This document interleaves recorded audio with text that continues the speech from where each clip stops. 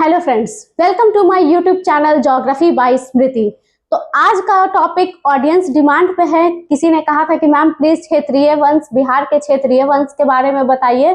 तो आज का हमारा टॉपिक है कि बिहार में क्षेत्रीय वंश, रीजनल डायनेस्टी इन बिहार। मतलब बिहार में क्षेत्रीय वंश कौन कौन से थे। तो सबसे पहले देखते हैं कि क्षेत्रीय वंश, रीजनल डायनेस्टी होता क्या है।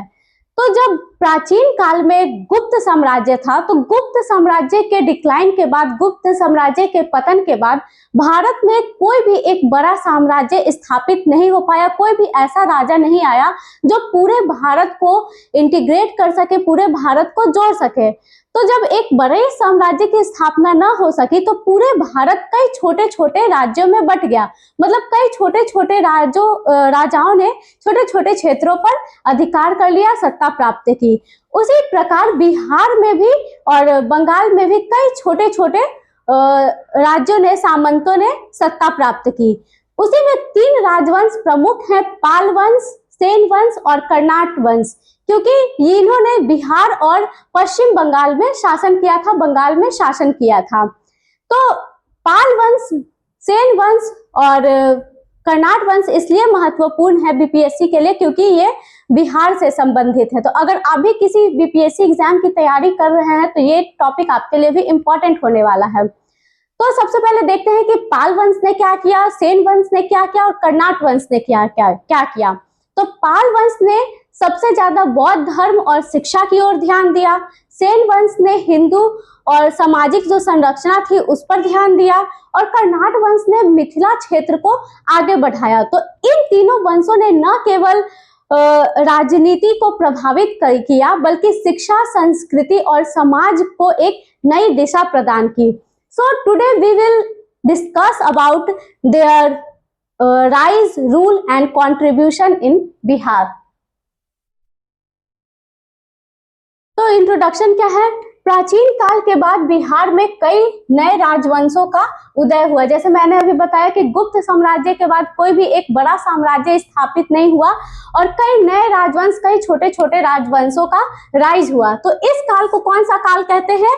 पूर्व मध्यकालीन काल। मतलब पूर्व प्राचीन काल किसे कहते हैं? जब सम्राट अशोक थे, जब मगध में मौर्य थे, जब गुप्त थे और हर्ष थे, तो वो सारे काल को कहा जाता है पूर्व काल या प्राचीन काल। बीच के काल जब हमारे यहाँ जब मुगल आए तो उन्हें कहा जाता है मध्यकालीन काल। लेकिन मुगलों के आने के पहले का जो काल है, जब भारत पे कई मुस्लिम आक्रमक आए और उससे भी पहले जब 700 से 1000 ईस्वी के आसपास का जो काल है उसे कहा जाता है पूर्व मध्यकालीन काल। तो इस समय राजनीतिक, सामाजिक और सांस्कृतिक परिवर्तन हुए। तो उस समय की राजनीतिक स्थिति क्या थी, पॉलिटिकल सिचुएशन क्या था? तो बिहार में विभिन्न छोटे बड़े राज्यों का उदय हुआ, कई राजवंशों के बीच संघर्ष और सत्ता का बार बार परिवर्तन हुआ। मतलब कई छोटे छोटे राजवंश आए थे उसके बाद, गुप्त काल के बाद। तो सभी में हमेशा संघर्ष होते रहता था, कॉन्फ्लिक्ट होते रहते थे, सभी हमेशा आपस में वॉर से उलझे रहते थे। और जो ज्यादा शक्तिशाली होता था, जिसके पास अधिक शक्तिशाली सेना थी, जो कैपेबल राजा हुआ करता था, वो सत्ता प्राप्त करने में सफल होता था। तो कौन से प्रमुख वंश थे? पाल वंश, सेन वंश और कर्नाट वंश। पूरे भारत में तो कई वंशों का उदय हुआ, लेकिन चूंकि इन्होंने बिहार पर अधिकार किया इसलिए ये बिहार के दृष्टि से इंपॉर्टेंट है। तो सबसे पहले देखते हैं कि पाल वंश। तो पाल वंश की स्थापना 725 ईस्वी में गोपाल ने की थी और ये जनता द्वारा चुना गया पहला शासक था। मतलब कि गुप्त साम्राज्य के पतन के बाद जब अराजकता की स्थिति फैल गई, जब बहुत ज्यादा लोगों में असंतोष की भावना आ गई, तो बहुत जो उस समय के सामंत हुआ करते थे उन्होंने निश्चय किया कि किसी को राजा चुना जाए। तो बहुत सारे सामंतों और प्रजाओं ने मिलकर गोपाल को अपना शासक बनाया। कब बनाया? 750 ईस्वी पूर्व। तो ये इतिहास की एक यूनिक घटना है क्योंकि सभी ने मिलकर उस समय प्राचीन काल में किसी को अपना राजा बनाया था। एक मत हो गए थे किसी को अपना राजा चुनने में। तो चूंकि जो गोपाल थे, इनके लास्ट नाम के बाद पाल लगा है और इनके बाद जो भी शासक आए उनके नाम के बाद भी पाल लगा था, इसलिए इस वंश को कहा जाता है पाल वंश। तो कौन कौन से प्रमुख शासक थे? गोपाल, धर्मपाल और देवपाल ने सबके नाम के आगे पाल लगा है, पाल पाल, इसलिए इस वंश का नाम भी पाल वंश रखा गया।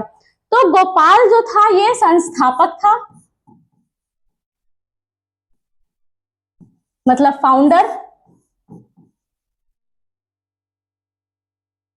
तो फाउंडर कौन था पाल वंश का? गोपाल था। लेकिन धर्मपाल और देवपाल के समय पाल साम्राज्य अपने चरम पर था, मतलब अपने पीक पर था।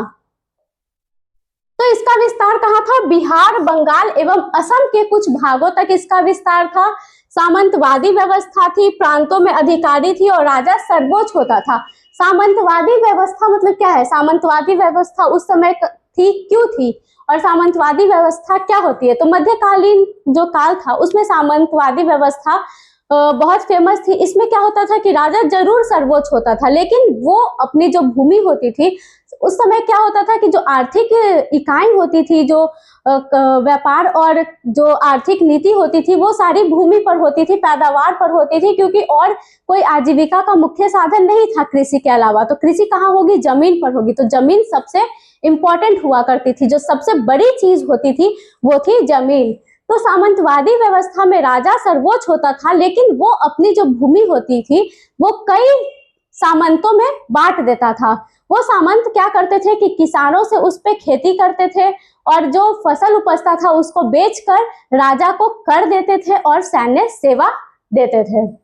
तो सामंतों की जो स्थिति थी उस समय काफी अच्छी हुआ करती थी। और सामंतवादी व्यवस्था पाल वंश में इसलिए भी थी क्योंकि जो गोपाल था उसे बहुत सारे सामंतों ने मिलकर अपनी मर्जी से राजा चुना था। तो उस समय सामंतवादी व्यवस्था थी, प्रांतों में अधिकारियों की नियुक्ति होती थी और राजा सर्वोच्च शासक था। पाल शासकों की धार्मिक नीति क्या थी? तो सबसे बड़ी जो बात है, बौद्ध धर्म के अनुयायी थे। जो पाल शासक थे वो बौद्ध धर्म के अनुयायी थे, इसलिए बौद्ध शिक्षा संस्थानों को संरक्षण दिया। बौद्ध शिक्षा संस्थान मतलब कि नालंदा, उस समय जो नालंदा विश्वविद्यालय थी जिसे गुप्त साम्राज्य में कुमार गुप्त ने बनाया था नालंदा में, तो उसने बौद्ध को, जैसे कि गुप्त साम्राज्य में सभी ने क्या गुप्त को फॉलो किया, बौद्ध धर्म को फॉलो किया, इसलिए पाल जो थे उन्होंने भी बौद्ध धर्म को फॉलो किया। और जो कुमार गुप्त था उसने नालंदा विश्वविद्यालय बनाई थी। और चूंकि पाल भी बौद्ध धर्म के अनुयायी थे इसलिए बौद्ध शिक्षा संस्थानों को संरक्षण दिया। शिक्षा और धर्म का इस काल में बहुत ज्यादा विकास हुआ। पाल वंश की सबसे बड़ी विशेषता ही ये है कि इन्होंने शिक्षा की ओर, एजुकेशन की ओर, विश्वविद्यालय बनाने में बहुत ज्यादा ध्यान दिया था। तो सबसे पहले विक्रमशिला जो यूनिवर्सिटी है इसकी स्थापना धर्मपाल ने की थी। विक्रमशिला की स्थापना धर्मपाल ने की थी। इसके अलावा जो नालंदा विश्वविद्यालय पहले से बना हुआ था, कुमार गुप्त के काल में, गुप्त काल में जो बना हुआ था नालंदा विश्वविद्यालय, उसका विस्तार के लिए, एक्सपेंशन के लिए भी 200 गांव को दान में दिया गया। इसके अलावा उदंतपुरी विश्वविद्यालय की भी स्थापना हुई। उस समय जो थे नालंदा में तिब्बत, चीन और दक्षिण पूर्व एशिया से आते थे विद्यार्थी, छात्र पढ़ने आते थे नालंदा विश्वविद्यालय में। जो आज का हार्वर्ड यूनिवर्सिटी है, ऑक्सफोर्ड यूनिवर्सिटी है, उस जमाने में हमारे यहाँ हार्वर्ड और ऑक्सफोर्ड यूनिवर्सिटी जैसी हुआ करती थी नालंदा विश्वविद्यालय, जिसमें विदेशों से छात्र आते थे, तिब्बत से, चीन से, दक्षिण पूर्व एशिया से छात्र आते थे। तो क्यों इतनी बड़ी मात्रा में विदेशों से छात्र आते थे? क्योंकि जो हमारा इंस्टीट्यूशन था, जो हमारी यूनिवर्सिटी थी नालंदा, वहाँ बहुत अच्छे टीचर हुआ करते थे। और सबसे इम्पोर्टेंट बात ये थी कि जो राजा था उस समय का, वो उसको संरक्षण प्राप्त किया था, वो उसकी देखभाल करता था। और जब किसी राजा का किसी के ऊपर हाथ होगा तो वो ऑटोमेटिकली फलेगा फूलेगा, आगे बढ़ेगा। तो नालंदा विश्वविद्यालय जो था वो राजा ने उसको संरक्षण प्रदान किया था, इसलिए वो बहुत ज्यादा अपनी पीक पे था। तो पाल वंश बौद्ध धर्म, विशेषकर महायान बौद्ध धर्म का समर्थक था। महायान बौद्ध धर्म का समर्थक था, मतलब बौद्ध धर्म के 2 शाखाएं थी, महायान और हीनयान। महायान जो थे वो बौद्ध को मतलब बुद्ध को, महात्मा बुद्ध को भगवान के रूप में पूजने लगे थे, उनकी मूर्तियों की पूजा करने लगे थे, उनका उपासक बन गए थे। जबकि जो हीनयान शाखा थी वो मूर्ति पूजा में विश्वास नहीं करती थी, वो महात्मा बुद्ध को भगवान नहीं मानती थी, इसलिए मूर्ति पूजा में विश्वास नहीं करती थी। लेकिन जो महायान शाखा थी वो मूर्ति पूजा में विश्वास करती थी। ये बुद्ध के उपासक हो गए थे और भगवान के रूप में बुद्ध की पूजा करने लगे थे। तो पाल वंश क्या थे? महायान बौद्ध धर्म का समर्थक था। इनके पाल वंश के काल में कला और स्थापत्य का भी बहुत ज्यादा योगदान हुआ। मूर्ति कला को बहुत प्रोत्साहन मिला। मूर्ति कला को प्रोत्साहन क्यों मिला? क्योंकि ये बौद्ध धर्म के अनुयायी थे और बौद्ध को इस समय भगवान माना जाने लगा था। पहले तक उन्हें भगवान नहीं मानते थे, बुद्ध को भगवान नहीं मानते थे, लेकिन पाल वंश के समय बुद्ध को भगवान माना जाने लगा और उनकी पूजा की जाने लगी। तो उनकी पूजा करने के लिए उनकी बहुत मात्रा में मूर्तियां बनाई जाने लगी। तो मूर्ति कला को विशेष प्रोत्साहन मिला। गौतम बुद्ध एवं हिंदू देवी देवताओं की भी मूर्तियां बनाई जाने लगी। मतलब कि गुप्त काल से ही हिंदू धर्म को भी स्थान दिया जाने लगा, हिंदू धर्म की भी महत्ता बढ़ने लगी, क्योंकि वो विष्णु के उपासक भी थे। तो बुद्ध एवं हिंदू देवी देवताओं की मूर्तियां बनने लगी और खासकर काले पत्थर, ब्लैक स्टोन से सुंदर प्रतिमाएं बनने लगी और इसके अलावा कांस्य की भी प्रतिमा का निर्माण होने लगा। मतलब कि सिर्फ मूर्ति कला, प्रतिमा को बहुत ज्यादा बढ़ावा दिया गया पूजा करने के लिए। इनका इंटरनेशनल रिलेशनशिप क्या था? मतलब अंतरराष्ट्रीय संबंध क्या थे? विदेशों से जब छात्र यहाँ पढ़ने आते थे तो इनके संबंध विदेशों से अच्छे होंगे, तभी वो यहाँ पढ़ने आते थे, क्योंकि वो यहाँ सेफ फील करते थे। तो सबसे ज्यादा जो क्लोज रिलेशनशिप था इनका तिब्बत के साथ था। मतलब तिब्बत के साथ बहुत घनिष्ठ संबंध था।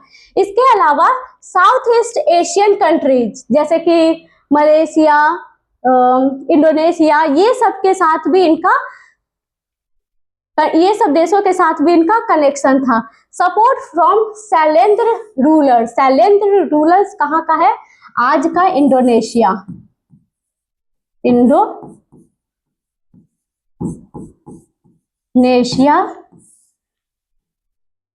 के जावा। आज का इंडोनेशिया का एक जावा जो आइलैंड है, वहां ये उस समय शैलेंद्र वंश, शैलेंद्र रूलर्स हुआ करते थे, जो उस समय के उस जगह के बहुत पावरफुल किंगडम हुआ करता था, पावरफुल राजा हुआ करते थे शैलेंद्र वंशीय शासक, जो इंडोनेशिया के जावा से थे। तो उनके साथ भी इनका बहुत ज्यादा संबंध था। इसके अलावा इन्होंने क्या किया? Permission given for construction of Buddhist temple in Nalanda. मतलब नालंदा में बुद्धिस्ट मंदिर बनाने के लिए भी पाल वंशों ने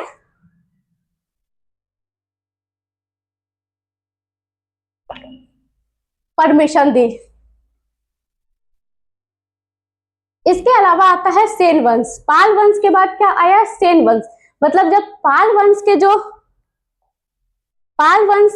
की जब सत्ता कमजोर होने लगी, उसके जो उत्तराधिकारी थे वो कमजोर होने लगे, तो उनको हराकर सेन वंश ने अपना शासन स्थापित कर लिया।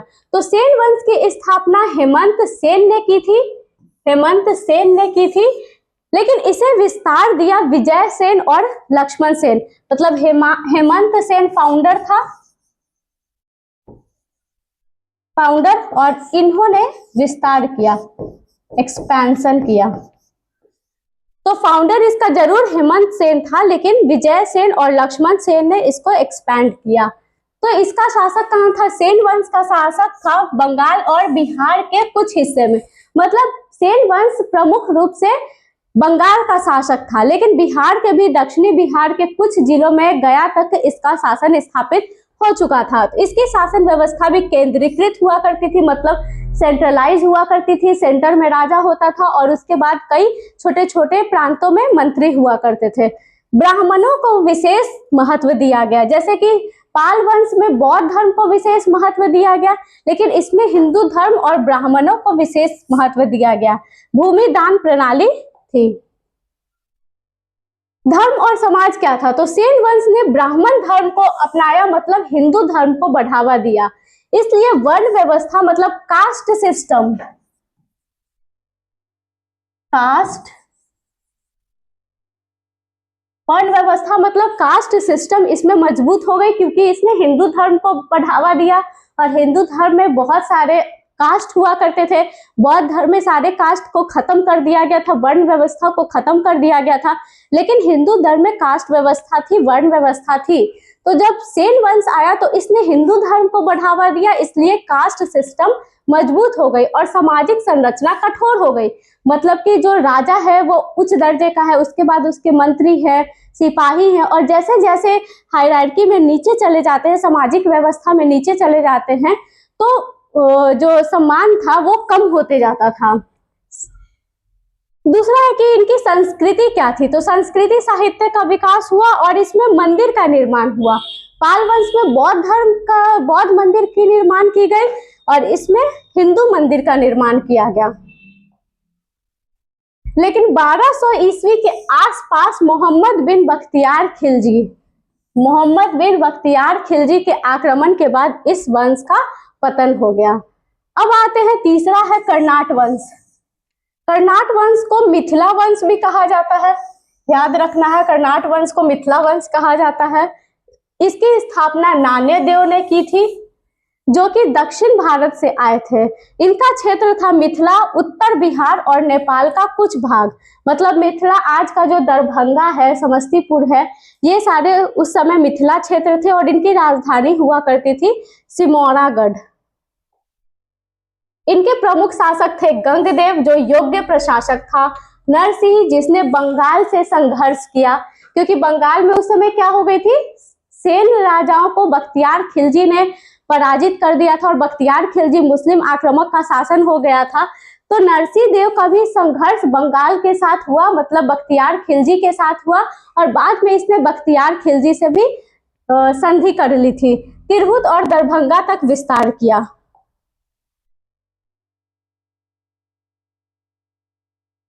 ठीक है।